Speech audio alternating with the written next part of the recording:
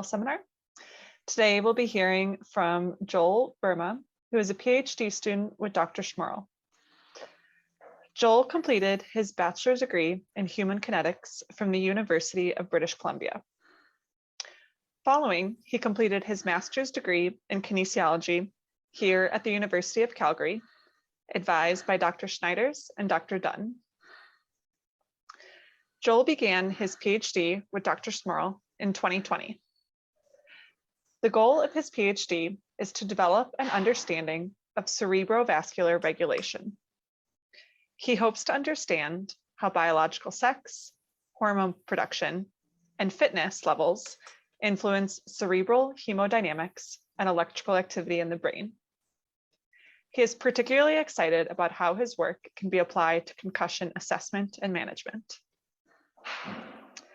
His proudest accomplishment is winning the Best Student Presentation Award during a conference at Oxford University.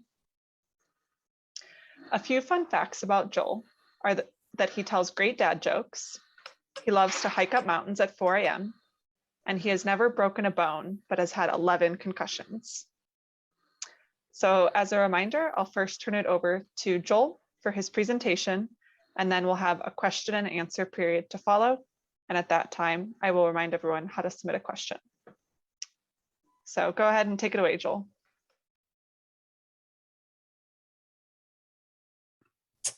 Can you see my screen okay? Yes. Oh, good, perfect. Well, thank you so much for that lovely introduction. I'm sure there's a lot of terms and everything brought up there, and hopefully we're able to kind of combine them all into one fun presentation. So as mentioned, I am a PhD student supervised by Dr. Jonathan Schmerl and Dr. Jeffrey Dunn.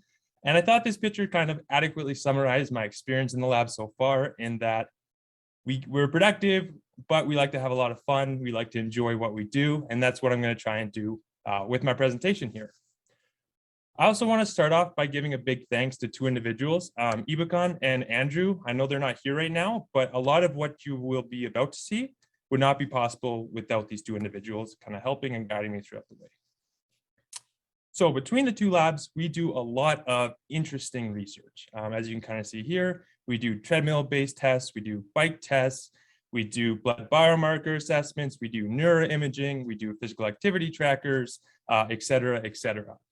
However, for today's talk, we're going to keep the blood inside of the body, specifically the brain, and we're going to focus more upon the upper left and the bottom right, so more of the neuroimaging and understanding the brain regulation.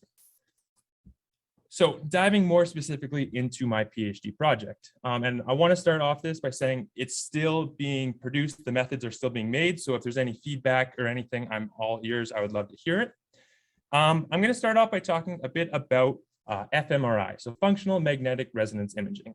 This is a great technique which produces absolutely pretty pictures of the brain, right? So we have individuals lying a scanner, we can see an assessment of the brain, and we can see basically what functionally happens during various tasks.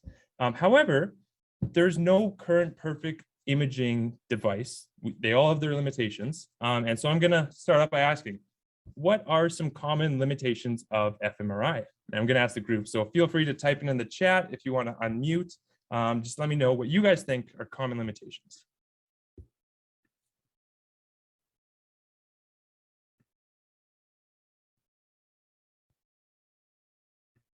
Super still, that's absolutely a big one. Accessibility, that's a big one. Length of time, interpretation, absolutely. All great answers. And just going through kind of three big ones that we're kind of hoping to address with my project, cost as well. Again, it's pretty expensive, especially if you combine that with the accessibility part. But if we think about the laying super still project or aspect, a lot of these require participants to lie perfectly still for upwards of 10 to 15 minutes, which I don't know about you, I have trouble staying still for 5 seconds, let alone 10 or so minutes. And there's some studies I've read that they say if a participant moves by more than 2 or 3 millimeters, that entire scan is thrown out the window. So if we think about that, 2 or 3 millimeters is an absolutely tiny amount, which doesn't allow us to do any sort of dynamic tests. As well, it's very loud. There's a big magnet going and whatnot. And so if we think we want to apply something to a concussion population, if you think of someone who's just freshly had a concussion, well, this might not be the best for the symptoms and whatnot.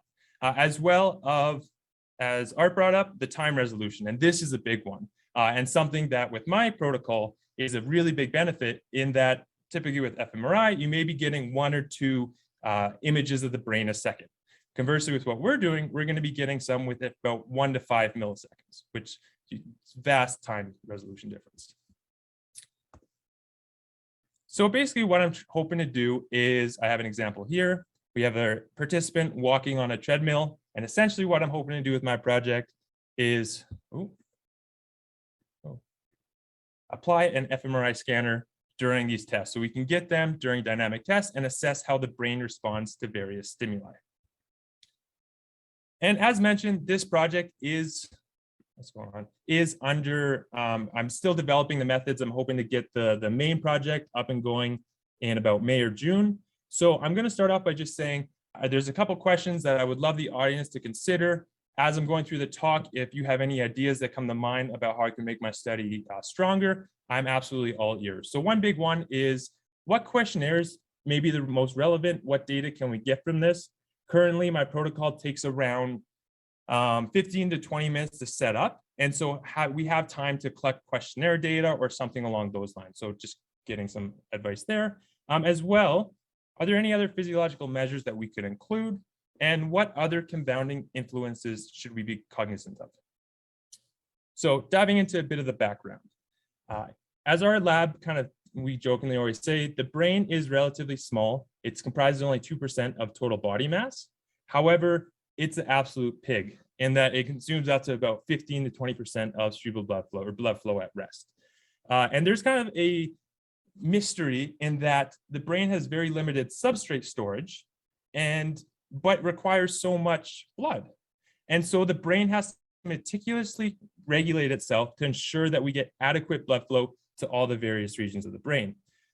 And if we don't, well, what's going to happen if we block blood flow? As an example here, we have someone going in a chokehold. And in as little as 8 seconds, well, we have that individual completely pass out. So this kind of shows how important this brain blood flow piece is. Now, how is this regulated? What are the mechanisms that the brain does this? Well, there are many mechanisms. However, there are 3 primary ones that have been studied due to the ease of manipulating the systems while controlling for others. And one common one is known as cerebral autoregulation, or also known as the influence from blood pressure. There's also cerebrovascular reactivity, or the influence of carbon dioxide, as well as neurovascular coupling, or the metabolic activity associated with a given task. And I know these are kind of big, broad terms that I just threw out there, so we're going to slowly go through each of these. So the first one, cerebral autoregulation. If you open a medical textbook or a lot of physiology textbooks, I guarantee you will see this curve. This is also known as the Lassens curve, which was first introduced into our field in 1959. And essentially the idea here was brain blood flow is going to stay the same despite a wide margin, it's going to stay the same despite over a large region of blood pressures, right? So if we think about this, if we have a normal blood pressure, 120 over 80, which corresponds to mean arterial pressure of around 93, well, we're going to fall here on this curve. Likewise, if we have a blood pressure of 70 over 40, this curve states that we would expect to have the same amount of blood flow in our brain. As well, if we take it to the other extreme of 210 over 120, this curve again would say that, well, we wouldn't really expect to see a change in the brain. And this recently has been coming under fire and has largely been shown that this may not actually be the case. Some of the early data points from the Lassens curve were manipulated. They include their normal groups that they included had hypertension. They also used various drugs to induce hypotension rather than having true assessments of this. So recently there's been a review that's been conducted that's losing kind of this current dogmatic view of autoregulation. And rather what's been proposed is this idea that cerebral blood flow will be maintained constant over a small margin, around 9 or so millimeters of mercury. Whereas an increase in blood pressure is also going to cause an increase in blood flow, and vice versa. A decrease in blood pressure will subsequently cause a decrease in blood flow. So that's great and all, but how do we assess this? What's the best way to do this? And this has kind of been a debate through the literature. There's been many different ideas, pros and cons for both, absolutely. The most widely used technique that has been conducted is through spontaneous measures. And essentially, this just requires participants to lie perfectly still, stand, sit, and we can assess the relationship between blood pressure and cerebral blood flow. However, there is another group that says, well, no, we should actually use induced blood pressure regulations where we find ways to induce blood pressure. And their kind of notion is that in the everyday body, we don't just stand still. To get a better understanding of how our brain regulates, well, we need to challenge it. And their kind of illustration of this was buying a car. If you go buy a car, you don't just go sit in the car and say, ooh, like the cup holders, although that's a big thing for a lot of people. You don't just sit there, but rather you take it out for a spin. You might drive it up a hill to test how it handles. You may take it over a few potholes, bridges, etc., to see how it responds during a normal drive. And so a lot of researchers are starting to move towards this latter thought in that, okay, to get a really good understanding of the how the brain can handle these changes in blood pressure, we should be using more driven measures that resemble everyday activities such as walking upstairs, bending over, picking up stuff. And another common one that's always said within our field is defecating. That's always the fun one we like to throw in. But how does our lab assess this? We use what's called a squat stand maneuver. And essentially what this does is you can see here I am with all the equipment on and I perform a squat down. Now what this does is this engages the skeletal muscle pumps, which is going to cause an increase in venous return, increase in ejection fraction, which is then going to cause a subsequent increase in cerebral blood flow. And from this, you can see I'm not even squatting that deep, but we're able to induce around a 30 to 50 millimeter swing in blood pressure. So this is quite a substantial blood pressure going through the body that now we're requiring the brain to buffer, to dampen, and essentially we're looking at, okay, what's the normal aspects of it? How does this work in a healthy population versus a clinical population? And another big reason why we do this specifically is if we look at autoregulation, essentially we're comparing the relationship between blood pressure and cerebral blood flow, or in our case, cerebral blood velocity. And a lot of researchers assess this relationship by just using the mean value. So if you think about your 120/80 for blood pressure, you'd take your value of 93, and then you would overlay these two traces, and then you'd perform fast Fourier transform, and we would get our output variables. However, what we do in our lab as well, and it's starting to gain more traction around the world, is we have actually added an assessment of both the diastolic, so we compare the relationship within the diastolic component as well as the systolic, so within each muscular contraction. And the reason why we do this is when we overlay the traces, you can see that there are vast differences between the different components, and that where we see the greatest discrepancies within the systolic aspect of the cardiac cycle. And now if we think back again to the limitations of fMRI, well, if you're only getting 1 or 2 data points a second, you don't really have the technology to be able to classify this cardiac relationship, whereas something that maybe is has less spatial resolution, but gives us a really strong temporal resolution, well, this allows us to have an strong understanding of the temporal and the functionality of the vasculature. All right, and then the second one, as mentioned, was cerebrovascular reactivity. And this is basically how the brain responds to the presence or absence of a vasoactive stimuli. Most commonly, this is carbon dioxide, just because it's easy to input into the vasculature, and it causes a very highly reliable result. So here I am again. I am breathing in a circuit that contains it's in a bag that has 93% oxygen and 7% carbon dioxide, which is both much higher than our atmospheric values of 20.93% oxygen and 0.03% carbon dioxide. And essentially what we're doing is we're increasing the amount of carbon dioxide within one's vasculature, which then we can kind of understand this response per given unit in increased carbon dioxide.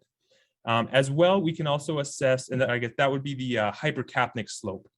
We can also assess the hypocapnic slope, or the decrease in carbon dioxide. And does anyone want to take a stab at how we may do that? Feel free to type it in the chat.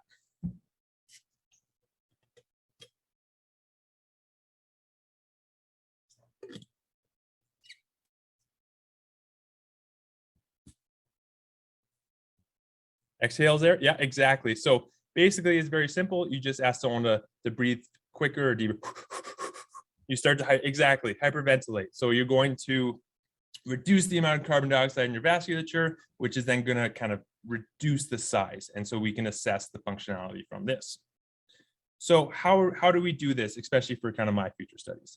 Well, what we do is we use this fancy technique called a end tidal forcing system.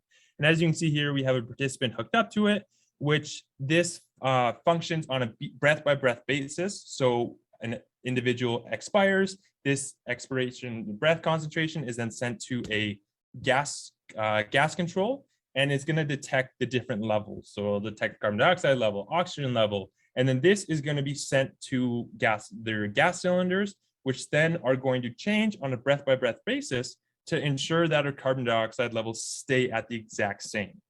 So essentially, if you start breathing heavier or you breathe slower, it's going to counteract for that to make sure we have a tightly controlled system. So what we can do with this is we can have individuals, essentially we can test the hypercapnic slope through this by having individuals breathe at their normal resting air, and then we can slowly increase the amount of carbon dioxide they're breathing. So we can slowly increase to 45, 50, 55, et cetera, et cetera. And then basically we can plot this and understand how per given unit change in carbon dioxide, how does the vasculature respond to this? As well, we can do this with the opposite. So we can do this with the hypocapnic slope. So we have individuals hyperventilate. We can control this either through breathing deeper or breathing quicker, or some sort of combination of both. So we coach participants, breathe at normal for about a minute, and then in minute stepwise ventilations, we just ask them to increase more and more, and we coach them saying a little slower, a little deeper, until we get kind of what we're hoping after. And then again, from there, we're able to plot our data points and understand how the brain responds to this slope.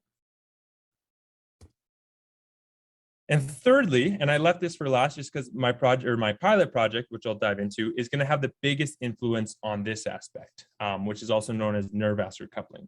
And this, in a nutshell, is essentially the link between increased blood flow to the areas of the cortices that are engaged in a working task. So what do I mean by that? Well, I have an example here. We have basically our neurovascular coupling unit, and we have our normal blood flowing through our brain. So as you can see on the screen there. Now, I am a big hand talker when I give presentations. You may have seen my hands come up and in and out of the screen, but they are kind of, they're moving around a lot as I'm talking and giving this presentation. So we would expect to see more neural activation happening over the motor homunculus, especially or within my brain, right? So when I start moving my hand and I'm talking, I'm going to have a excitatory response, which is going to cause a dilation of the vasculature, which then we're going to see an increase in blood flow to these regions. So let's see that one more time. Normal blood flow, hand talking, we have an excitatory response, dilation, which then causes an increase in brain blood flow. Now, there have been many different ways to assess this, depending upon what you're looking after, because as I'm sure you can imagine, you could do a motor-based task. However, a lot of what we do is actually a visual-based task. And this was a study that compared different tasks to find which one worked best. And I'll explain a few more of them on the following slide, or the mechanisms underlying them. But this one study looked at 3 different ones. So the first one was essentially just viewing colored dots. And so we would have colored dots move around the screen and you would just track them. And typically what we see with this is we see initial increase and then kind of a drop off a little bit. I should note that at 0, this is when we ask participants to open their eyes, as well as before they have their eyes closed.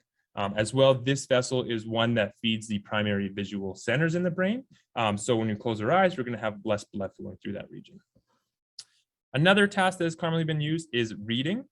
And with this, again, you have your normal response, and then you open your eyes, you have an increase, and this stays a bit more sustained compared to the colored dots. However, what we do in our lab for a multitude of reasons is we actually use a highly scientific, very fun Where's Waldo visual paradigm. And when we use this, we find a kind of a drastic response within our vessel of interest. And the reason why we see this is I'll kind of explain the mechanism. So I'll start with the reading. I have a sentence here that reads, "Wow, I did not realize how much I enjoyed learning about the brain and all the regulatory mechanisms that work in unison." I know that's what you're thinking. That's why I figured, hey, why not throw the sentence on there? So when we read this sentence, our eyes follow a visual field from left to right, down to the next sentence, over to the end of the sentence. And also, our brains are very lazy. It tries to be as lazy as it can be. So our brain is going to skip over as many words and kind of put together the sentences. Comparatively, the colored dots task, it looks like this. So colored dots move around the screen, and you're basically just tracking the dots as they move around the screen. And so right away, I'm sure you could see the difference is when the colored dots start moving, you kind of engage in it. And then after a bit, you're just kind of following it. Compared with the reading, it's still more engaging than what the colored dots would be. However, we do a maximally engaging task. And just to kind of show you, I'm going to ask you to find Waldo. I'll give you about 20, 25 seconds. Put in the chat when you find him.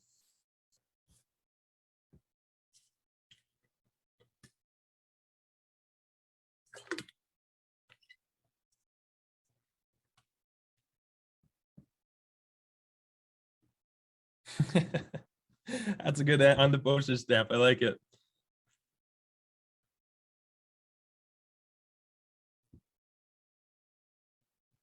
Awesome. Yeah. So yeah, he's middle top of the section right there. It's funny too when you give a presentation like this or talk, especially on Zoom when everyone's camera's on. It's funny because you see everyone lean in at the same time. So it's always a funny thing to see. Another little fun tidbit is some people say, well, what happens if you find Waldo? If you want to use an engaging task and say you do this for 30 seconds, what happens if you find him in the first 5 seconds? And that's a great question, and that's a common reviewer comment we get. But essentially, we just ask participants to look for the other 4 characters in every single Where's Waldo puzzle, which is when I tell participants that, they're shocked to know that they didn't know that in their childhood. They only thought there was Waldo. But in actuality, in every puzzle, there's also Oddlaw, which is Waldo in reverse colors. And it's his name backwards. There's Wenda, or Wendy, I can't remember one of those two. Wizard Whitebeard. As well, in every puzzle, there is a dog. But all that's ever shown is the tail of the dog, which I'm sure you can clearly see right there. So when I learned this, I realized my childhood was a lie, and I was a bit disappointed, but yeah. So why do we get such a robust response when we do this? Well, when we engage in this task, we don't just move left to right in our visual field, but rather we kind of comprehensively scan this. We move around in multitude of directions. We increase our visual field, and then you can see there until we find Waldo. And so this is kind of why we get such a large response when we engage in this task. Another big benefit of using this is that, I'll give an example. If we go to use a reading task in a group of, or in a grade 5 class, well, if you have a grade 5 level page to read, that might be too challenging for some individuals, and it might be too easy for others. So it does, the reading task does somewhat introduce a bit of a language barrier, or literacy. It can introduce literacy differences, as well as, like I mentioned, language barrier. If you're trying to get an assessment, someone might not fully understand every word, and so they might read a bit slower, which then can impact the results. Whereas with this, you basically just say, find Waldo. And we've had kind of everyone enjoy it. And it's just kind of a fun way to assess our responses.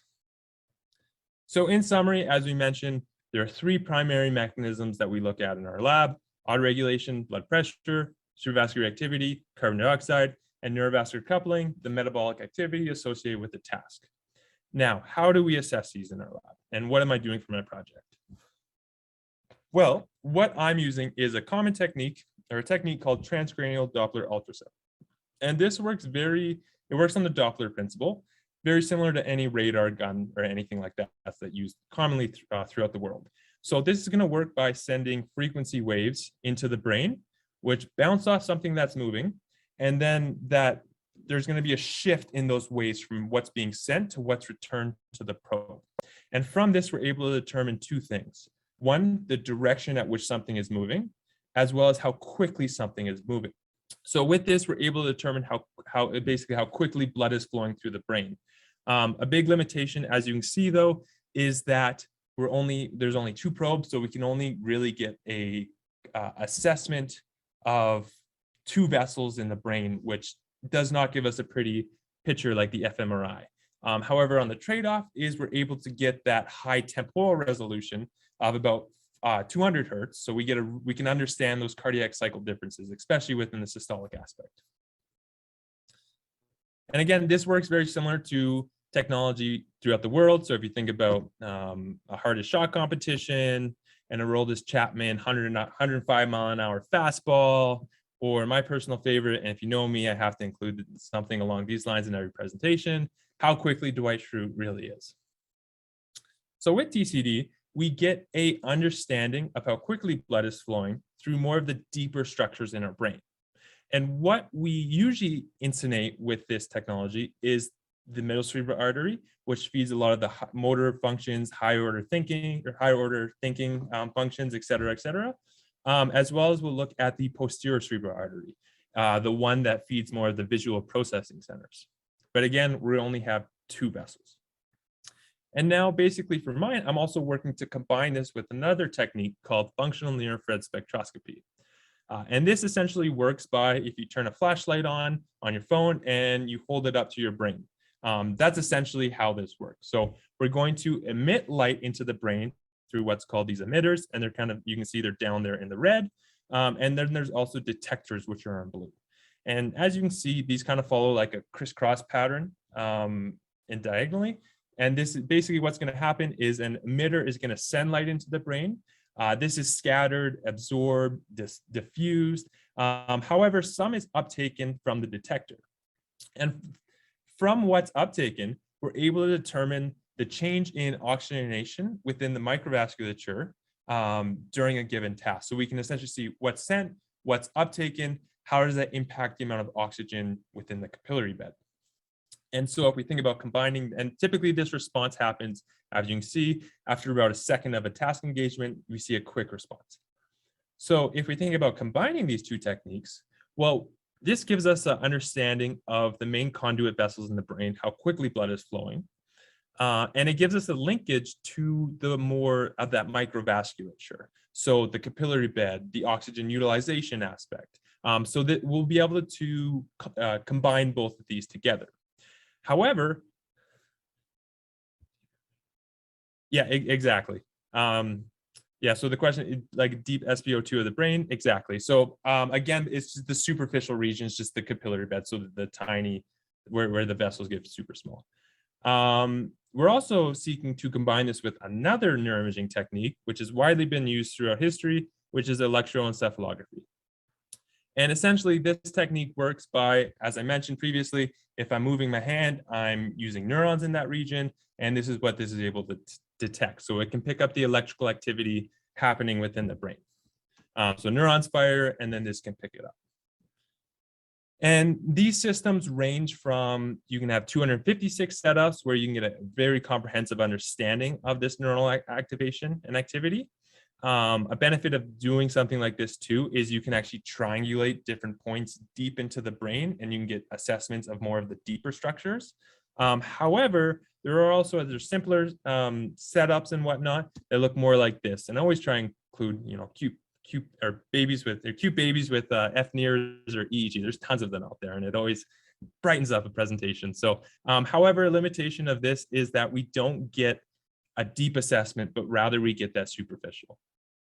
So if we think back to combining these three now, essentially what we're going to have is a understanding of the hemodynamics, so the brain blood flow between the deep and superficial regions, as well as that linkage to neuronal activation and activity. So if we think back to the neurovascular coupling, what I talked about, The piece that my project is really going to be able to delineate is the exact mechanisms of how neurovascular coupling works. There are a couple of proposed ideas. One is that, well, simply put, we're going to have neural activation that's going to send a response to the vasculature, which is going to cause it to dilate. There's other people who think, well, no, it's more influenced by when you start engaging in a task, you're going to start using more oxygen, which is going to produce these metabolic byproducts, which is going to cause a bit of an internal dilation. There's also some people who are kind of where I belong, or fit in, is probably a combination, like most things. There's a linkage. However, if we think about our EEG and FNIR setup, well, we'll really be able to tease this apart between the two. As well, we'll then be able to link this to kind of that deep response. So we have a microvascular change. How does that influence the brain signaling to then increase blood flow to that region? And if we combine that with the TCD, well, then that we're going to have kind of a comprehensive understanding. So that's where the pilot study, that's what it's seeking to do. Where am I currently at? Well, we've successfully collected all the data. So that felt like a big win. I'm sure as anyone piloting a study kind of knows how good it can feel to get some data. But then at the same time, you look at the data you're collected and you're like, oh man, there's a lot of work, right? So any kind of piloting typically looks like this. So this is kind of my life, a lot of ups and downs currently. This is what the project or what the setup kind of looked like. So you can see our participant here. He has the cap on that contains the EEG, as well as some of the FNIRs, as well as the TCD head frame. And then once we get this all set up, this is kind of what it looks like.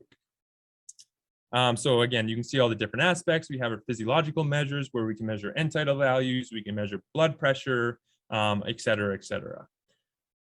As well, a big issue that we face and why those two individuals I mentioned at the beginning, Ibu and Andrew, have played such a large role is there currently is no platform that streams all our different measures. And so the first year of kind of developing this project was, okay, how do we send one trigger to 3 different streaming platforms to ensure that it's time locked down to the millisecond?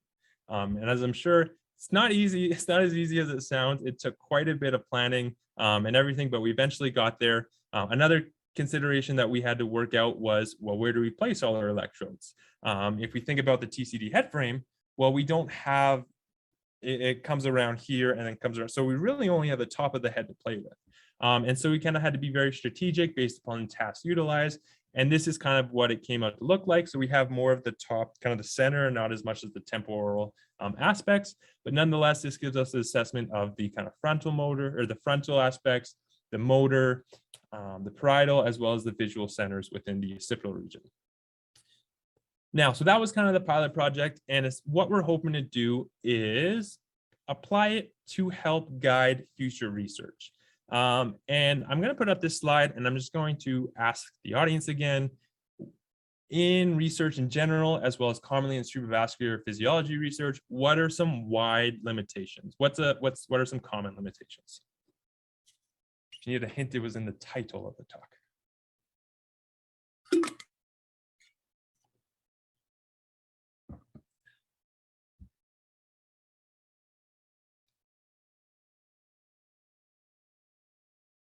Exactly. So there's been a lot of studies with very few or even no women.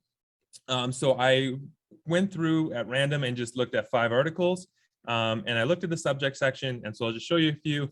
In this one, 40 healthy young males, 0 females, 4 men, 2 women, 11 volunteers, 4 females, so 7 males, 4 females, 9 men, 3 women, 7 healthy males, and 2 females.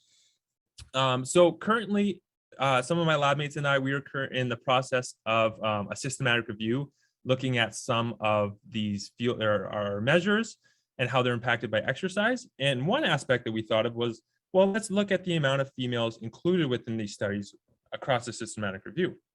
And we found that when we plotted this, and this is currently under revisions in the Journal of Applied Physiology, so please do not post or anything.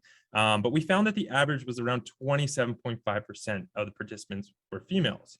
And as you can see too, from 2015 onwards, we had quite the bump, which is awesome. And so over time, this should begin to approach more of that 50% aspect. However, I'm going to pick on an individual from this that had kind of a lower amount. But don't feel bad for them because it is me, so I'm going to pick on myself, so don't worry. If we look at a few of my previous studies, we've only had 20% of females.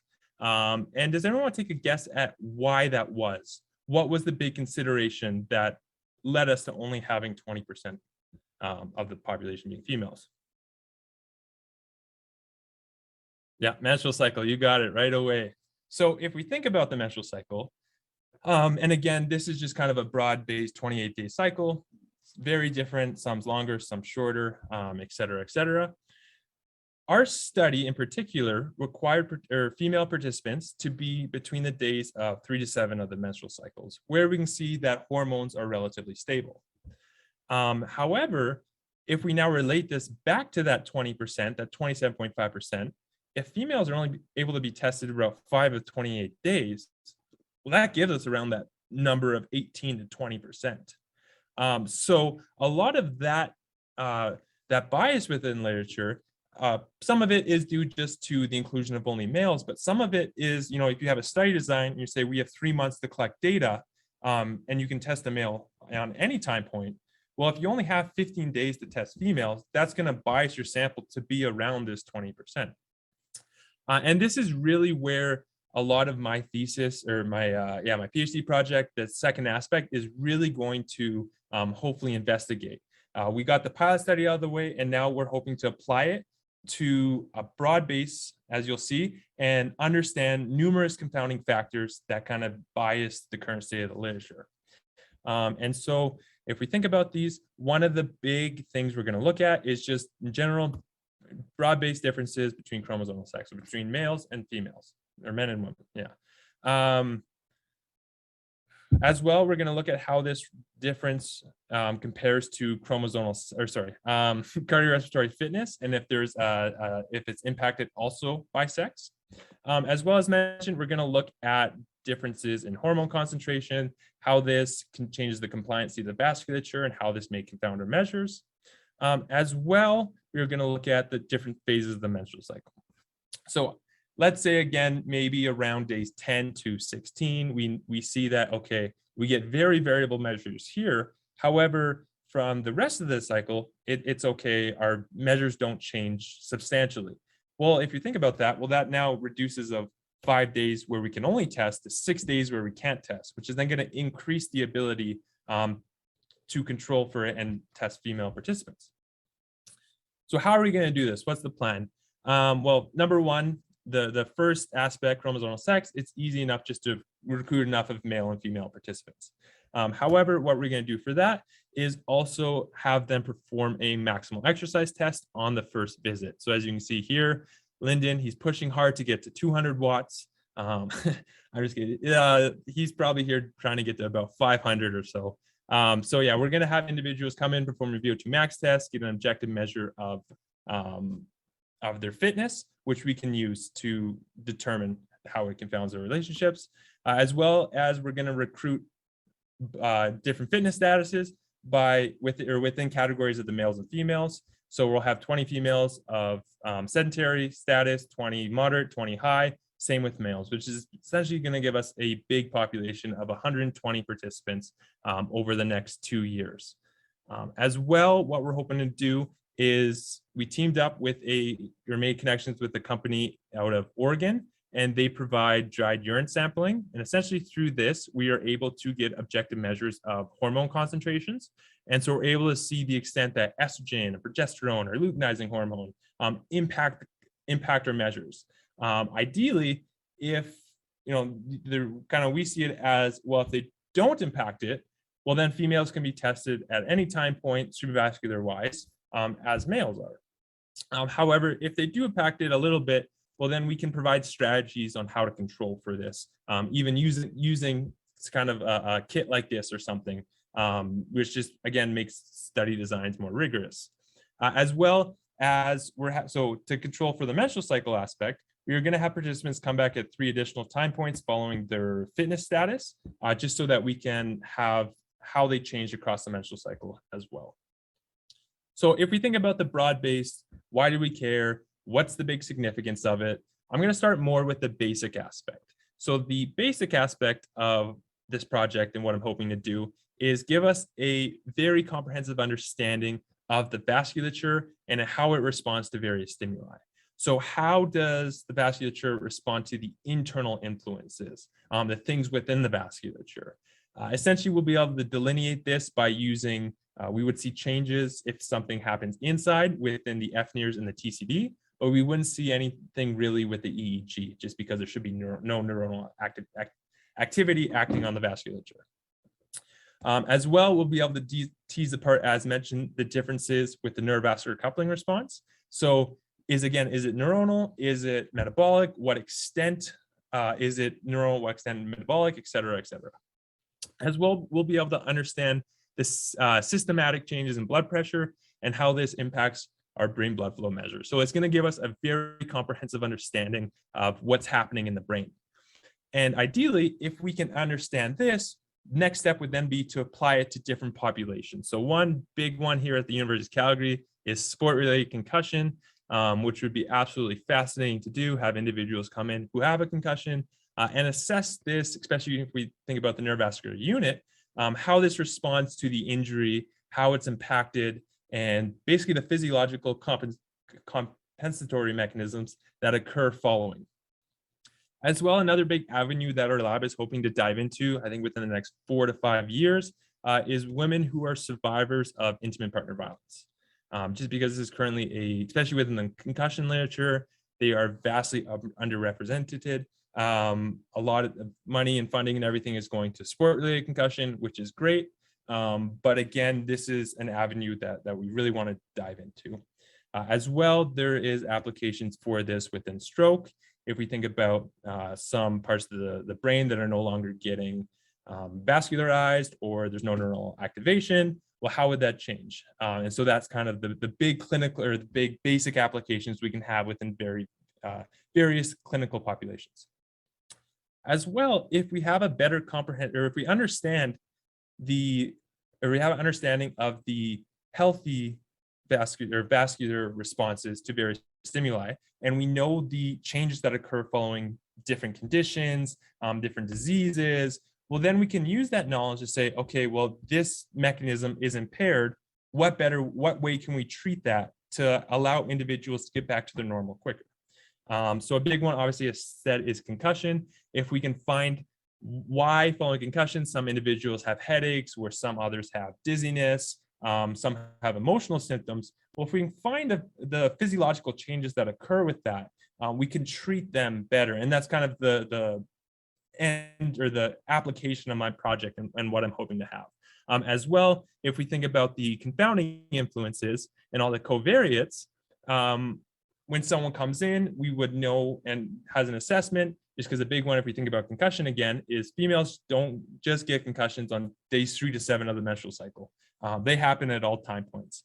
And so say someone comes in at day 21 and they got a concussion, but we know that, okay, there's not many differences aside from days 10 to 16. Well, then we can know, oh, we're going to take a measure, and we know that the changes are more than not likely due to the concussion, rather than anything associated with the menstrual cycle or fitness status or something along those lines. And so having an understanding of these confounding influences is really going to help transform future treatment strategies, et cetera. Awesome. On that note, I would like to say thank you to funding sources, as well as different apps and everything that I've been connected with, as well as all the lab members that have helped with develop my project in some way. And I'm going to leave up or put up my questions again for if you have any comments, feedback. I have my email there if you don't get a chance to talk and you want to tell me on how I can improve my project and whatnot. So yeah, thank you so much for listening, and I hope you enjoyed it. Thanks very much, Joel. At this time, I'd like to kindly ask the audience members that if you're comfortable, to please turn on your Zoom camera to allow for a better discussion period. To ask your question, you can use the raised hand function located under reactions in Zoom. And if you're unable to do that, please submit your question in the chat box and I will read it aloud.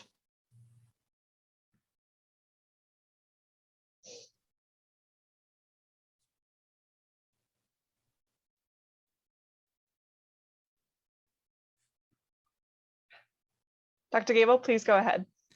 Hi, Joel. I can start. Thanks. That was a really great presentation. You've got a really comprehensive study that you're working with, and I'm really pleased to see you've obviously taken into account a lot of different factors, particularly influencing women. And I think that intimate partner violence piece is also really key. I guess my question was, are you going to be excluding those on hormonal contraceptives? Because that kind of throws the hormone profile out of whack.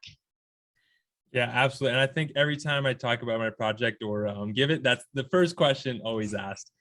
Just because, again, there's going to be such differences between individuals on IUDs, birth control, if they don't have a normal menstrual cycle, et cetera, et cetera. One thing we're doing for my study is we're recruiting 18 to 40-year-olds, so kind of that young, healthy female population. But for mine, we are not going to exclude based upon it, but we will stratify our results. So kind of the idea is we want to create a very comprehensive understanding, but you can't answer everything with one project. And so the idea is, okay, we're going to account for it and control for it and show, okay, this is the extent the results were impacted, that future studies can then follow up and say, using these results, this is how we can inform our project. So yeah, we're not going to exclude by it, but we're going to use it to help kind of inform the next phases after this. Okay, great. And then I had a question about the hormonal cycling. I'm not familiar with what exactly you're using, but are you gonna have to have sort of the females monitor the females for a couple months before they actually can complete the protocol? Because we know that like ovulation differs between everyone, and how are you going to sort of figure out exactly when those phases are, I guess? Oh, that's a great point. Right now I'm in talks. I'm talking with a company based out of China, and they have a menstrual cycle tracking app. And so I'm hoping to kind of get them involved with the project, just so that our participants can sign up with them and kind of report their daily symptoms, things that change over basically the menstrual cycle. We can see the length, the duration of it. But so that's one aspect that we're really hoping to use to help again with this. Just because it is tricky. There's so many different factors that we need to consider. The other thing is likely for the values we get, one of the basic comparisons is we'll just associate the basically hormone values associated with each phase, right? So if it's a 10 or a 2, we'll use that within a statistical model to determine how that impacts our results. So we'll probably have a few different ways that we'll think about it, absolutely.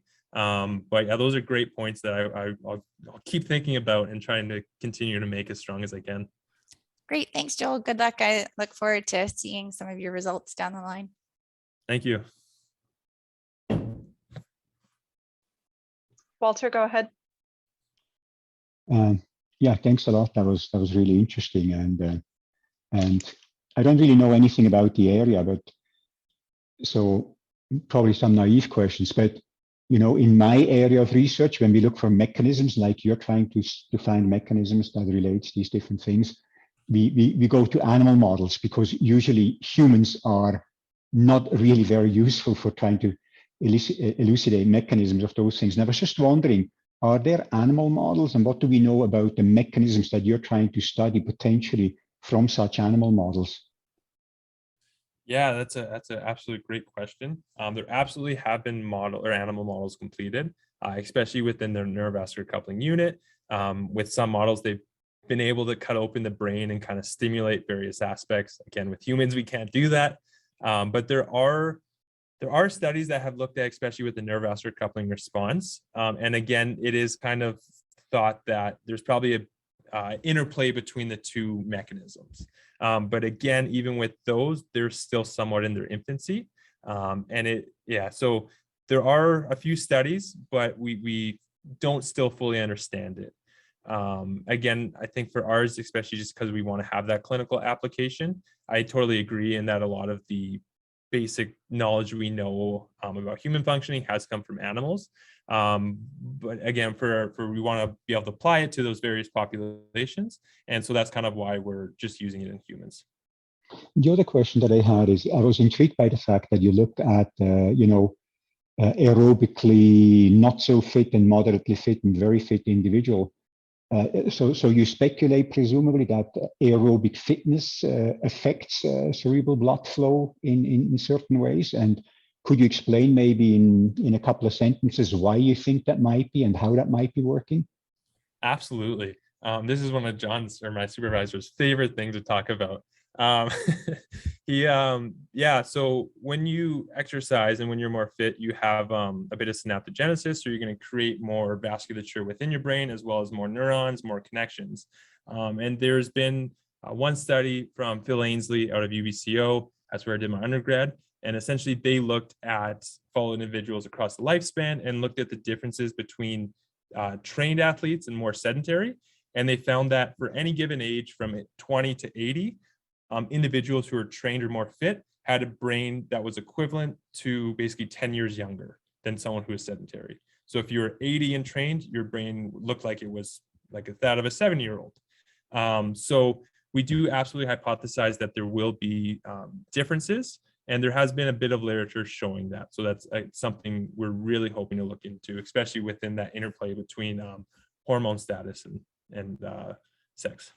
Oh, very interesting. I didn't know that. And just maybe a technical question, and probably everybody else knows it except for me. But you know, when you use a Doppler device, you say you measure fluid flow, blood flow, velocity.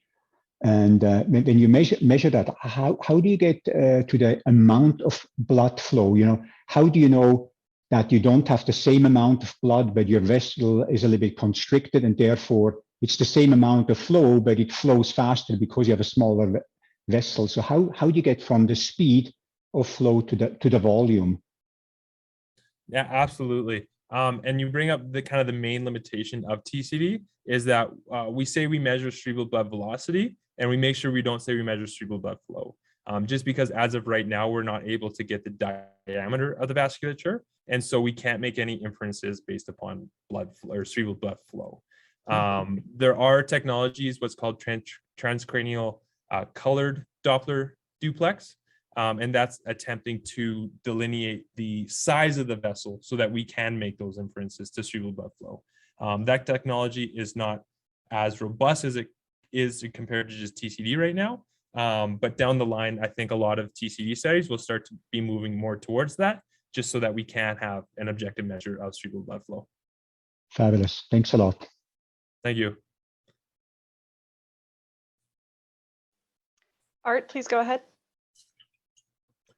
Yeah, I'm also interested in your measures of the brain metabolism, and I was just curious. You mentioned FNIRS and then the TCD, and I'm just wondering how closely or unclosely are they related? As in, do you come up with a single number that combines the two, or do the two say different things, so you use them differently? Yeah, that's a great point. It's something I'll be figuring out within the next couple months. But essentially, yeah, with TCD, we measure it in centimeters per second, so we can see how quickly blood is flowing. Within FNIRS, it's typically micromolars.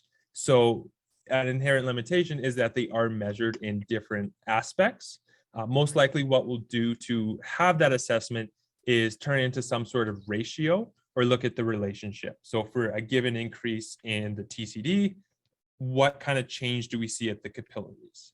So it's not going to be a direct comparison of like 10 grams versus 2 grams, but it'll be a lot of thought. And benefit is, especially with my other supervisor at Foothills, Jeff Dunn, he's been in this field for 20, 30 years and is very knowledgeable in this, as well as John within TCD. So we'll be able to figure out a way, but that's definitely one of the big next steps. And why is it that the Waldo task costs so much more energy? One big thing is just the way we take it in within our visual field. Rather than just kind of moving left to right when you're reading, you take in, I guess when you read too, it's your visual field's focused on the words independently. But when you engage in the Waldo, you're focused not only on the image, but also the surrounding kind of centimeter around that, which you normally wouldn't take into consideration when reading on a white background. So you take more into your visual field, as well as we did one study that looked at the subjective task engagement and how that impacted our responses. And we found that there was a pretty strong correlation between how engaging an individual found a task, and their brain blood flow response. So the majority of people rated the Waldo task as a 9 or 10. We had a few outliers, but those individuals had a much more robust response compared to any other task. Okay, so you said that the brain takes up, what was it, like 15 to 20% of your total, energy cost. I'm wondering whether that you can give somebody Waldo, and if they do that enough, is that enough energy that they can actually lose weight, or is it basically a drop in the bucket of the overall brain blood flow? That would be a fascinating question. I think that would be a fun way to lose weight if we could propose just play Where's Waldo for an hour instead of going to the gym. But yeah, no, I've never thought about that. I just knowing the amount of skeletal muscle you have and the amount of glucose you would uptake when exercising. Yes, yeah, I don't know exactly. It would be an interesting thing to consider. I think you'd have to play it a lot. But yeah, that's an interesting Sure. I'll give you plenty of time, because people may be exercising an hour a day or trying to do 10,000 steps or something. So why not do it when you're just sitting around, say, or driving your self-driving car. Maybe you can play Waldo or something like that. Yeah, but I guess there's no calibration that tells you. So I can't remember the curves you showed. So you showed the curves for the different tasks, and you showed how Waldo was more costly. But is there a calibration to that in terms of overall blood flow or metabolic cost? Off the top of my head, I would have to look a bit more into it. The other thing to consider too is this is just the visual centers of the brain. It doesn't necessarily change the entirety of the brain. So if we looked at an fMRI, we would see an activation more within the visual cortices, but globally, those regions might not be sufficient enough to cause a massive change in true global blood flow. But nonetheless, that would be something interesting to look into. Yeah, well, personally, I'm shocked and amazed that you can see these differences from these different tasks. So it's really interesting. Yeah, thanks. Thank you.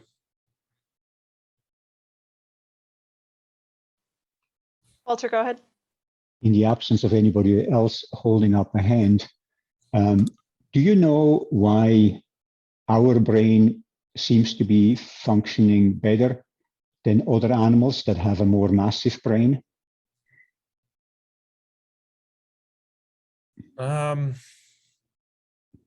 Off the top of my head, I would say it would probably be something to do with more neurons within the frontal regions of the brain, so more of that higher order thinking.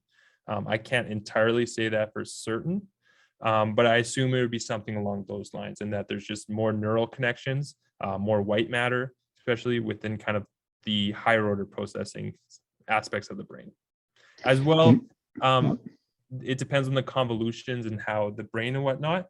I know with rats and everything, obviously they were smaller, but they don't have the same sulci and convolutions, which gives us more surface area. So that again could play another part into it, in that it could be bigger, but it might not have the same surface area. Because I saw once a TED talk, and it just reminded me of it. And essentially, the answer seemed to be that we have many more cells. So our brain is much denser. So although, I don't know, an elephant might have a brain that's 3 times as big, we actually have many more cells than we have. And the interesting thing about that woman who was presented the TED talk, she was also talking about, what Art was referring to, the metabolism. And her argument was why we have a bigger brain and these lots of neurons and other animals do not, is because we have learned how to cook, and therefore we can consume lots of calories in a relatively short time, and other animals haven't figured that out yet, and therefore they cannot invest a lot of their nutrition into expanding their brains. So I thought that was a really interesting theory, that we are so clever because we learned how to cook, and therefore therefore the amount of calories that a brain takes up is not really a hindrance for us, whereas for other animals it seems to be, because they would have to eat 36 hours a day in order to develop a brain that we have, which I thought was an interesting thought. Yeah, that's fascinating. I guess too, you could say that if our brains are using more glucose, it's because we're eating more glucose, and something along those lines. So yeah, that's fascinating, actually. And completely non-scientifically, when I do a lot of brain work in a day, I always feel hungrier at the end of the day than during vacation, and I don't do anything. So maybe there is something to Art's losing weight type of a theory.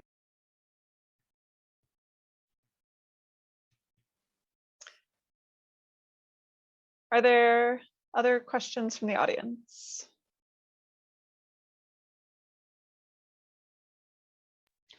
Yeah, a last one, if nobody else asks. Do you think there's an inherent difference between males and females then in how the mechanisms underlying cerebral blood flow work? I would say that there is. I'd be interested to understand the extent this is impacted again by changing hormones. I definitely think there is, especially just within differences in neural density within various regions of the brain between males and females. So I would 100% expect there to be differences. Yeah, but what hormones do you think would affect that difference? I think estrogen and progesterone would be a big one. I know there's some literature within concussion, in that it's called the progesterone or the withdrawal hypothesis, in that individuals who get a concussion late in their menstrual cycle, right when progesterone is about to withdraw or reduce, they have they have longer time to recovery because of the protective effects of progesterone. So likely I could see that causing an influence on brain blood flow regulation. Are there hormonal differences also in males when they have a concussion? Off the top of my head, I don't know any studies that have looked into that. I'm sure there has been, but yeah, that would be something I probably need to know for my candidacy. But that's a very good comment that I'll look into. And now I see other people are up, so I'm stopping. Benno, please go ahead.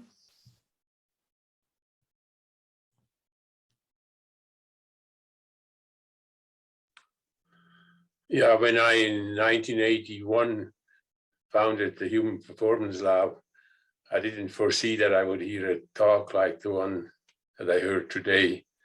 Fascinating. Way over the boundaries that I saw at that time. It was very interesting, and you had, for a while I counted it. After 20 I stopped counting the number of ideas that you have for a thesis. Now, it's fascinating, a lot of questions you can solve. Do you have a very specific question for your thesis? Or are you still in the process of trying to find something? Yeah, you bring up a great point. There's a lot of data here and whatnot. I know for my pilot study, we had, I think, 4 billion data points alone in 30 people. So now if we think about the 120 at 4 time points, there's going to be a lot of data. Where the exact questions, especially for the confounding aspects, we haven't specifically delineated, but more than not likely we'll look more into even maybe just one of the regulatory mechanisms and the exact impact it has on that. So could you formulate it as a real purpose so that I can understand in simple words? Like for the main project? Yeah. Well, I guess again, in simple, it would just be understanding how our measures of brain blood flow regulation are impacted by hormone concentration, different phases of the menstrual cycle, sex, and fitness. But understanding is a term that is kind of, can be 100 different things. What do you mean with understanding? I guess it would be determining how these confounding influences change our measures. So the impact that our what we're collecting, or the confounding influences, the extent and that they have an impact, the extent that the value is going to change if between males or females, between different phases of the menstrual cycle, etc. Yeah, it seems to be still very blurred. I think you have to work on that. Yeah. But it was fascinating. Thank you. Thank you so much. Rob, please go ahead.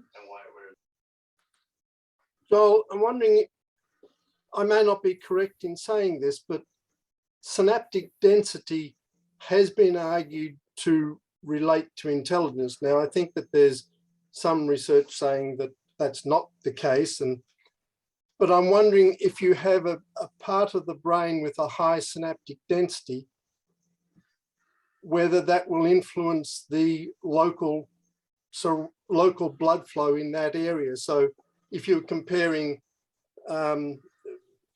me with somebody else, I've got very little blood flow there because I've got a low synaptic density, and somebody else has a high synaptic density. Do you think the synaptic density will change the blood flow and change how you might compare from one person to another for one location? That's an absolute great question that I've never actually considered. So thank you for bringing that up. That's definitely a thing that'll keep me up at night now. I could definitely see a more dense synaptic kind of, if you have more density within various synapses, it probably would require more vascularization just to achieve normal functioning. So likely within the regions that we do see that, we would probably expect to see also changes within our FNIRS, or the oxygenation and the amount of oxygen that is extracted within the capillaries in those regions. But that's an absolutely great question. Yeah. It doesn't actually have to relate to intelligence as you think of it. When you develop a skill like dancing, piano playing, some discrete skill set with your muscles, what you do is the synapses bud and produce additional synaptic connections to make it a stronger connection. And so it then makes it easier to make the neural pathway, and that's what skill development is. But in doing so, have you increased the activity of it?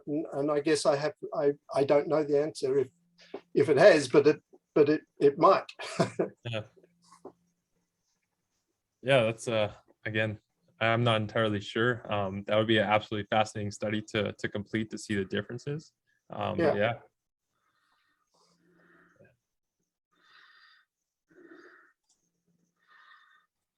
I'm gonna jump in with a question. I was wondering if you could paint a picture of what the application might look like. So if you identify specific differences in cerebrovascular regulation in individuals with different hormone levels or different fitness levels, so does that mean when they go in for a concussion assessment, they get different tests, or the way we interpret the data from tests is different?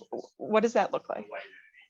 Yeah, great question. I think it would be more along the lines of, if we know they came in, say we know that, or we find that days 15 to 20 of the menstrual cycle, there's great fluctuations. If someone comes in during that phase, it would probably, they could perform the same task or whatnot, but we would want to make sure that we can control for that in some way.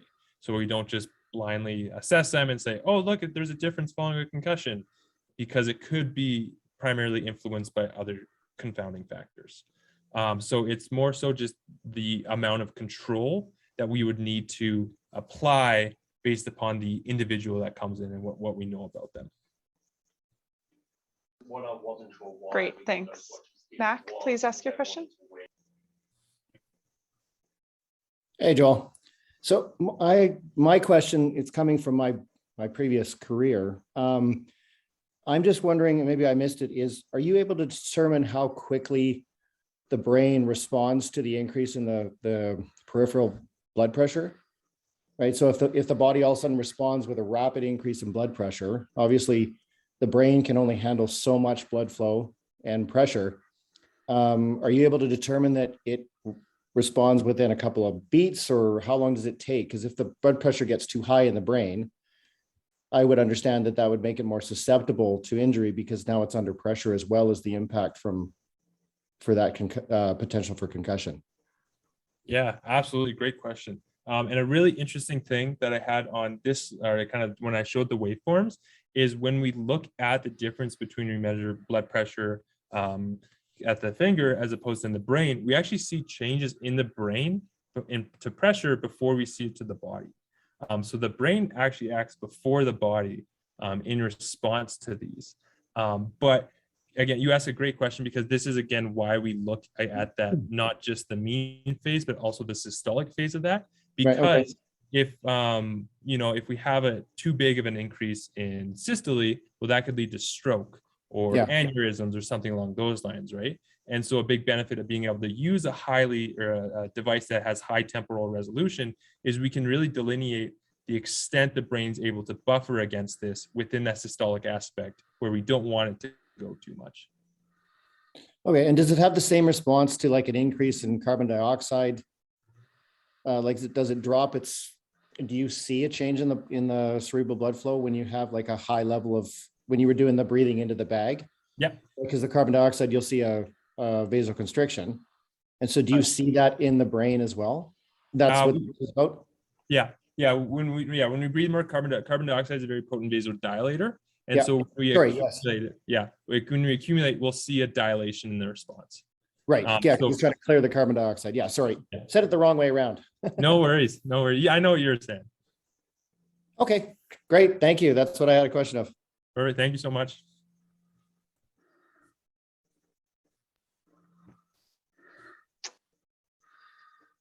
Any other questions from the audience? Yeah. Perfect. Okay.